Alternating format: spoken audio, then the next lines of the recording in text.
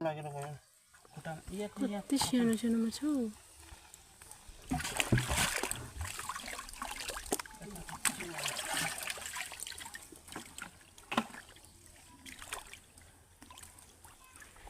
यस्तो निस्किने भुटेर खानु पाए भयो नि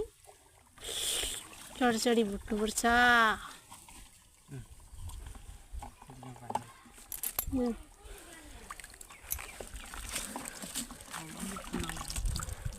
ल माछै देख्दैन त नि बसिराख न उतै माछा